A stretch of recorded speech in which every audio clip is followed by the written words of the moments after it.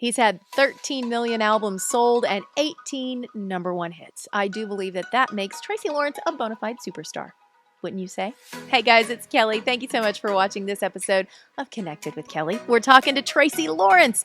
He's been in the country music business for 30 years. I mean, you can't think of 90s country without thinking of Tracy. And now he has a new project, Hindsight 2020.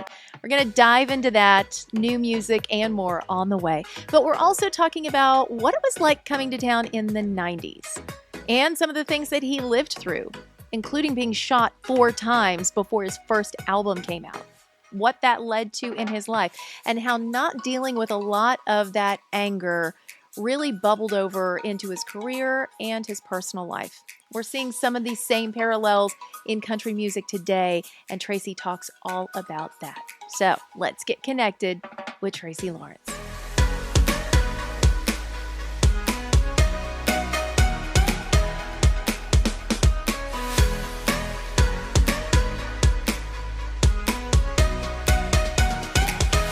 Tracy Lawrence, you're hanging out. Where are you right now? Well, technically it's my pool house out behind my house, but we call it the man cave. And we've taped a lot of music in here. This is kind of where we do our YouTube videos with the band. We'll kind of pull everything back and set the guys up in here and record and do little stuff. So there's stuff all over YouTube from the man cave. I love the man cave. I read all of this that they sent over to me, and I was like, well, this can't be right. These numbers can't be right. It says 30 years. And I thought, wait a minute, I've known you for probably at least 18 of those 30. Holy cow, 30 years in the business. 30 years. I moved to Nashville in September of 1990. Yeah. And when I got here, I really didn't know anybody. There was a guy from back home that was here, and I had called his mother. And I called him when I rolled into town. Obviously, there were no cell phones, so I had a phone number, and I stopped at a payphone. And I stayed on his couch for a couple of weeks, got a job, and started working and started hanging out downtown. And by December, I was working. I'd got a weekend gig at Live at Libby's over in Daysville, Kentucky. This was a little supper club, kind of like an Opry-style thing. They had a steakhouse. And then you would sing in the first part of the show. They had a house band, and then they had a George Jones impersonator and a Johnny Cash impersonator and a Waylon Jennings impersonator. So they had their headliners that would come in. So in December, I was going over on Saturday night. WBVR over in I think Daysville broadcast back into or Bowling Green broadcast back into Nashville on Saturday night. Anyway, I'd been doing that show for a few weeks, and Atlantic Records and some managers had come over to see somebody that was on the show, and they liked me better. And in January, I did a showcase at the Bluebird Cafe. The label agreed to sign me, and in May of '91, I cut Sticks and Stones. 7 months from the time I rolled into town. That's not even possible. This is a 7-year town, if not a 10-year town. So those stories are few and far between. Do you remember who the person was that they were coming to see that they chose you over them? It's a young lady, but I don't remember her name. I don't. Okay. I only saw her a couple of times, but I was at the right place at the right time. Isn't that like 90% of it? I know everybody says you got to work hard, and you do, and you have to have the talent to back it up. I mean, that's the other thing, Tracy. They wouldn't have signed you if you didn't have the talent. You were in the right place at the right time to get seen, but getting seen does not get you signed. I agree. I was very, very focused too, and I'd had a lot of stage experience. I'd spent the previous several years doing a lot of weekend, 2 and 3 days a week. I mean, playing a lot of crappy clubs and everything. So I really, I kind of had found my voice. I was still a work in progress, but I grew up emulating, Keith Whitley and Randy Travis and George Jones and Merle Haggard and George Strait and all those guys. So my chops were good. I just needed a producer that knew how to massage it into its own unique place. And James Stroud was able to do that for me. So you brought up a really great question.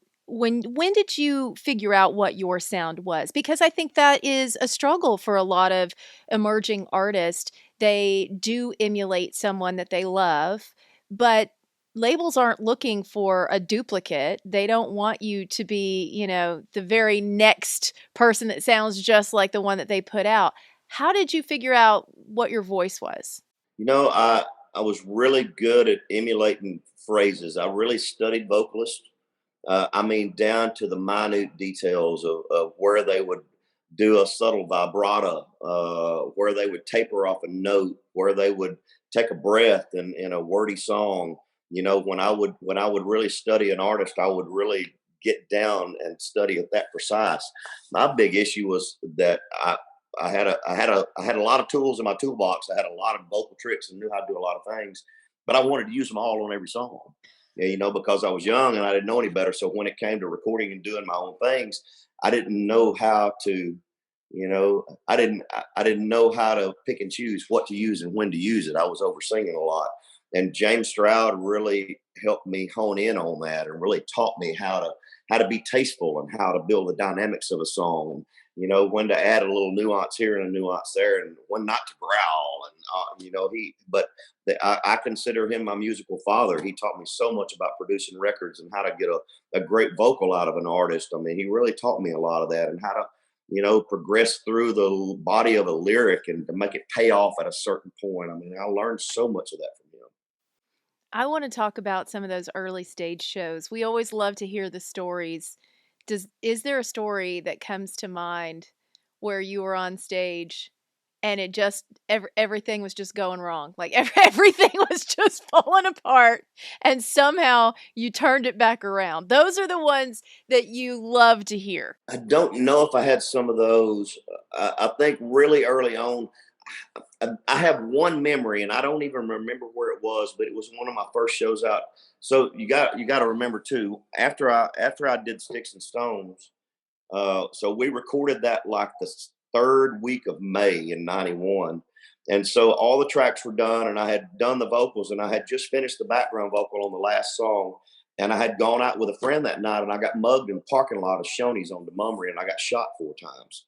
So here I was getting ready to take off all this stuff, and I'm in the hospital now, and have to go through surgery, have to go through a lengthy period of rehab just to be able to walk again. I lost a lot of weight and all that stuff.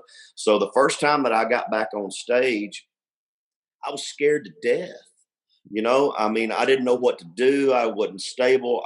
And I don't even remember where it was, but I remember just the first couple of shows where I was absolutely, and I'd never been terrified to get on stage, but I remember being completely overwhelmed by all of it, and then getting mad and deciding that I was just going to kick it in the rear end and move on. But I remember that overwhelming feeling. But after that, I had such a great band around me. I mean, I had a phenomenal band in the early '90s that I remember that they propped me up. They really did. I mean, I remember one show in Dallas. We played a young country show in Dallas that year, and the article that came out called my band a seven-headed roadhouse monster of a band. I'll never forget that headline. But the words you said just tore my heart in two. That's an amazing headline. I had completely forgotten about your whole situation. I mean, that was what year was that? Was that 91? 91? Man, to go from something like that, and I mean, I can't even fathom the roller coaster of emotions, because here you are on a high, like you said, you had the dream, everything that you've wanted, and then to have a freak thing like that happen and almost have it taken away. And I was upset about it too, because I knew the relevance of the time period. I knew that I had a window of opportunity. And I knew that if I didn't get out of the hospital and get back as fast as I could, that my window was probably going to close. And to have an opportunity, you better take advantage of it in this business, because there's 10 people waiting right behind you to get your slot. And if you let it get away from you, you might not ever get it back. I have to say this, because this is really the most important part of all of it. I uh, I say this to people a lot that have been through traumatic situations. I didn't take the time to deal with my mental health. I came out of that situation very angry. I carried a gun for a long time.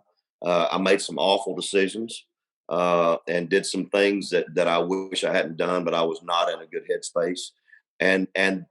Going through all those things, then I felt like I was invincible because I'd lived through something traumatic, and that caused a whole nother array of problems.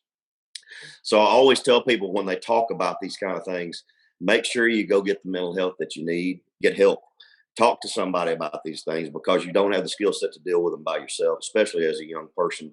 And if you don't deal with it early on, it'll come back to haunt you later in life. It took me years to get over a lot of this stuff because you have all your dreams laying there in front of you, and then whether it's dark forces or whatever that are trying to derail you, something came along and tried to take it away from me before I ever got started, and I had to learn to deal with a lot of that stuff. So it is what it is, Just my advice to anybody that goes through something like that is talk to somebody early and often.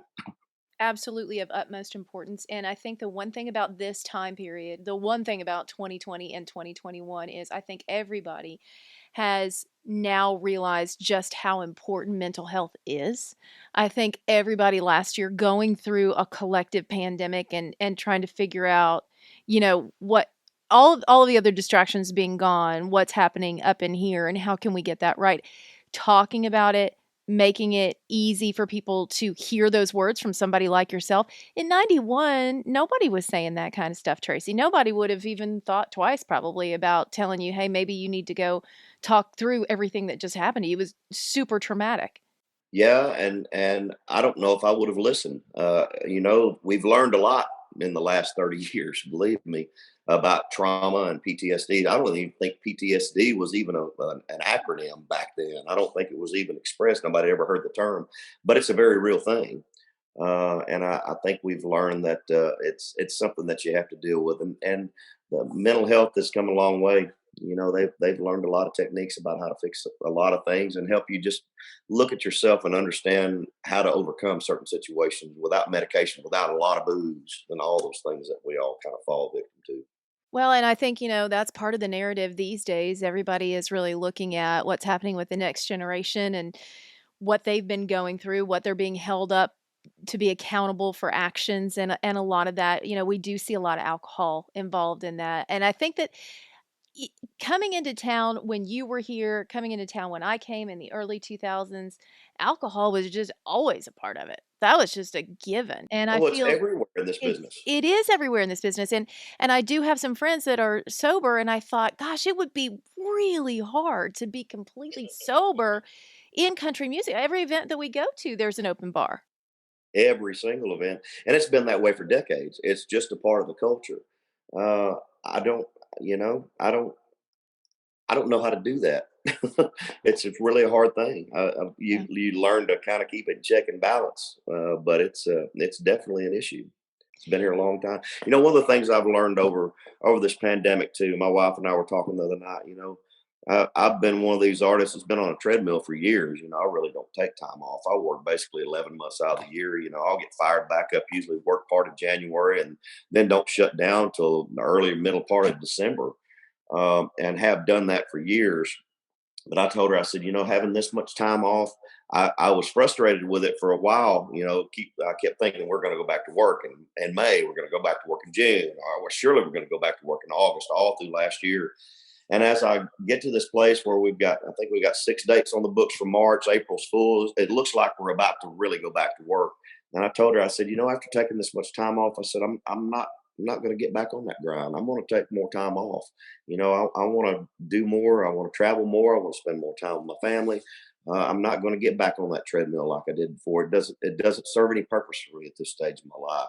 I've enjoyed being able to be home and be creative and do things around the house, and I had neglected that for a long time, and I'm not going to let that happen again. You were talking about just really kind of diving in and feeling like you needed to work through some of those things, and that when you came out on the other side of that experience that you were angry and that you had a lot of anger. At what point in your discography can you point to and say, I knew that I was having something going through, an anger issue, but it got better at this album. When I got to this album, I felt more like myself. I don't think I got over it until after my wife now, after we'd been married for a few years. I Mhm. think it was a long, long process, and we just celebrated our 20th anniversary. So it was a long journey. I mean, pretty much throughout the whole '90s, there was a lot of volatility in me, and I see one person in particular going through a lot of volatility right now. So he's got some things he needs to address, If I knew him, I would reach out to him right now. But I hope I get a chance to sit down and visit with him at some point. But it's a hard thing when you've got anger inside of you and you don't really know where it's coming from and you don't really know when it's going to show up. Whether it's a bender that you've been on or somebody says something to you.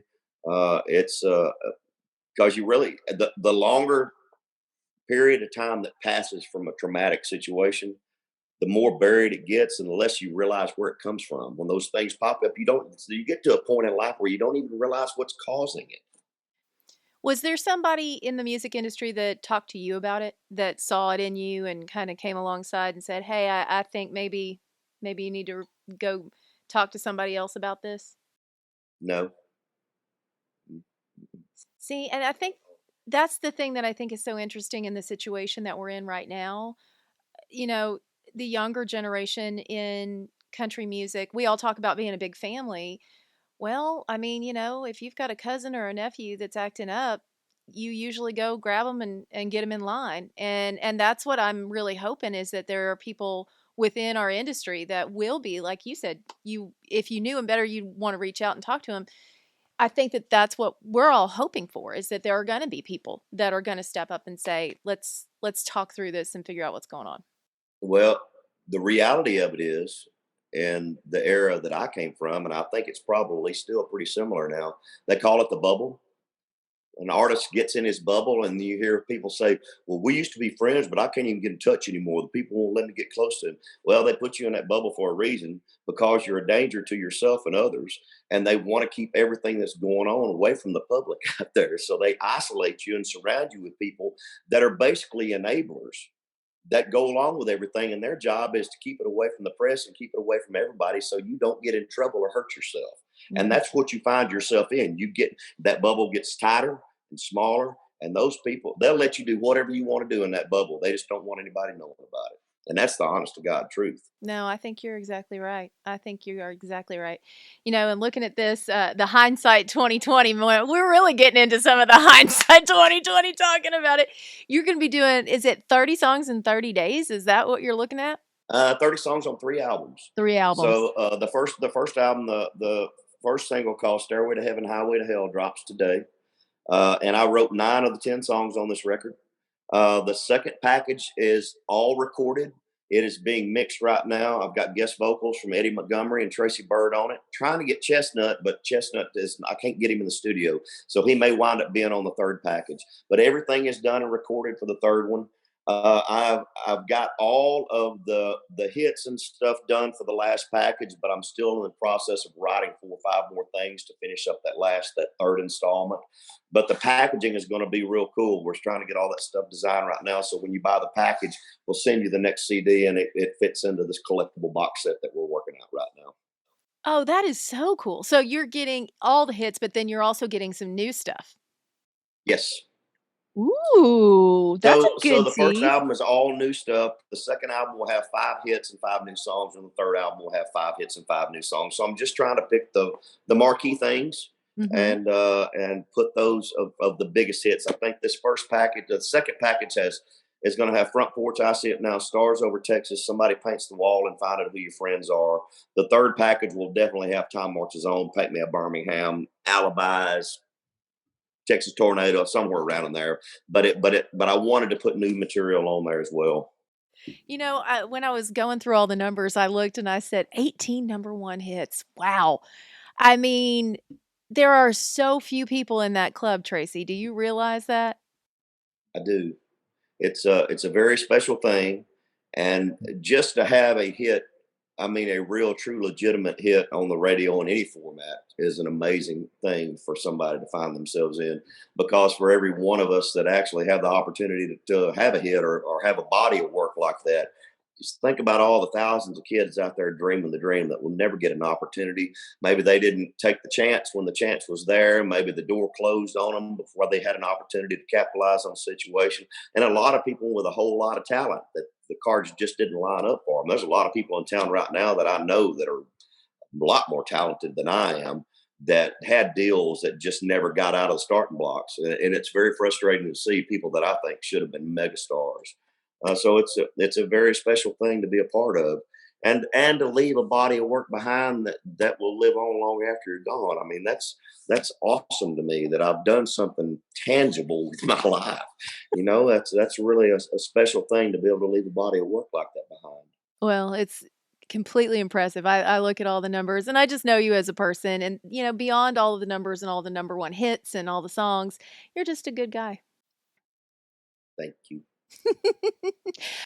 Tell me more about the radio show. You still doing the radio stuff?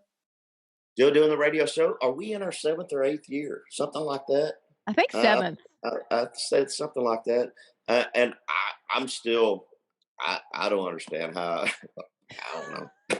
Yeah, we still do it every other week. I still go in and tape, and Patrick and I still have a good time, and we still, just shoot the breeze and talk and have a good time. And I guess people like it. We're still picking up stations. I think we're knocking on 150 or something. I said, it's amazing to me. And picking up some big markets now too. I think we just picked up Birmingham and somewhere else. I'm just rolling with the flow.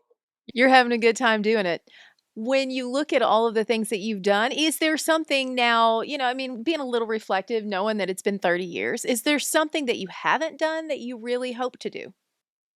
Yeah, and that window of opportunity may get closed. I was spending a lot of time out in LA, and I was working with an acting coach, and I'd done some auditions, and I'd done a couple of crappy B grade movies, and I really thought that it was the next path that I wanted to go down, but I just don't know if my heart's in it. I really don't. I was dabbling in it for a while. I think I'm more suited after this pandemic and after having a chance to get off the treadmill and really slow my pace of life down for a little bit. I've really resolved to the fact that the creative process is probably where I need to live for a long time because I seem to be happier when I'm writing songs all the time. There's enough stress over here in this other part of life. And I just don't know if I want to try to develop a new thing like that's going to take so much time. I just don't know if I have it in me at this point in my life. I thought I did, but I just don't know. I still, I've done some scores for a Broadway play that we were working on. I'm still in touch with some folks in New York when the whole theater world kicks back off. I'd really like to do more of that and spend more time in the theater world. I enjoy that a lot. But I think everything's going to be revolve around the creative process. I did not know that you loved theater that much. That is something that I really love. We'll have to go to New York together. You'll have to show me around. We took the kids there a couple of years ago and took them to see Cats, and they loved it. It was their first time. And then we, there for years, the Rockettes were at the Opry House every Yeah. Christmas. They'd shut down about Thanksgiving, so that was our Christmas thing that we did with the kids for years and years and years. And then the Rockettes are gone. So when we went to New York 2 years ago, that was one of the things that we did. We got to see the Rockettes at the Radio City Music Hall building. We went to the top of the Empire State Building, and so we did all those touristy things too, which was a whole lot of fun. But back to the subject, I love the theater. I did some theater stuff in college. I miss TPAC not being open. Me I've too. seen Phantom of the Opera several times. I love going to Cirque du Soleil when we go out to Vegas. I'd much rather spend time at the theater and stuff. And I've made a lot of real cool friends over the years. I know some of the actors and people that are in that world. I really love the theater a lot. So, what did you do in college? I have to know. I was actually a mass comm major, and I was there on a music scholarship. I sang in the choral ensemble, and I took some theater classes, so I just had some small roles on the stage and stuff. But I've just always loved it. I did plays and stuff in high school. I mean, it's just always been part of the creative process of all of it. Hey, I just feel like coming up, when I put this out, people are going to hear it. Number one, you're going to get movie offers because you said you weren't sure if you wanted it or not. So that's absolutely going to happen. And secondly, when TPAC does open, if they have any walk on roles, they're going to call you because I think that would be phenomenal to see you on I love stage. it. And I love the fact I want to find out where Eddie George is doing a play. Eddie does theater and stuff Right. too, and I think that's so awesome. It's just that he has something else that he's passionate about. You wouldn't think a big ripped up guy like that played power football all those years, but he's a huge theater nut. I mean, Yep. so I love the whole process out of all. And I've made some great friends in New York that are pretty prominent in that world. I love it. I love it. It's just really a lot of fun. That makes me so happy. Okay, so because we're talking about all the highlights that have happened in the last 30 years, what is your proudest achievement? That is really easy to define. So after years, so from the time I had Paint Me a Birmingham, and that topped out. I mean, it didn't even go number one, but it was number What? 4. Wait, time out. Paint Me a Birmingham did not go to number one. Mhm. Top Really? 5. I would have Yep, bet my biggest record house. I've ever had. I Didn't would go have number 1. bet my house that that was a number one hit. And but you see, nobody really knows, and it doesn't matter to anybody. That was the biggest impact record that I ever had. It was massive. But from that record, I had a few other things that charted. But from that record, I that was released on DreamWorks, and I really thought that I was going to be on DreamWorks for the rest of my career. I loved James Stroud, had a great working relationship with the staff, and then DreamWorks merged into Universal, and I did not like the people running that label at all. It was not a healthy environment at all. It was the worst environment I'd been on in my entire career in Nashville. And so I got off that label. And then, so I recorded the album that had Find Out Who Your Friends Are on it. And I was actually able to launch that on my own imprint. And to be able to come out of that and have the first single of an artist owned label to be the first song that had ever gone to the top of the charts in the history of country music after a dry spell. I think that was 2007. And to do it on my own label is the most gratifying thing of my entire career, because I proved to everybody that I knew what I was doing, and that I wasn't just a guy singing songs, that I was capable of putting a team together and running a record label and doing the things that needed to be done. And I took that record to number 1. Aha, The yes. most gratifying thing about my entire career. I love talking to you. Thank you so much, Tracy Lawrence. We're going to catch up in person very soon. Okay, guys, Hindsight 2020, it's coming to you. 30 songs on 3 albums. The first one has all new music on it. It's called Stairway to Heaven and Highway to Hell. You can pick it up. Make sure that you pre-order it on his website. And you can listen to him on the weekends. Honky Tonkin' with Tracy Lawrence. That's the name of the show. I would love to know your favorite Tracy Lawrence song. Put it below. Let's get the chat rolling. And make sure you subscribe and hit the bell while you're down there. I would appreciate it. In the meantime, make sure that you are staying connected with all the people and things you love the most. Bye.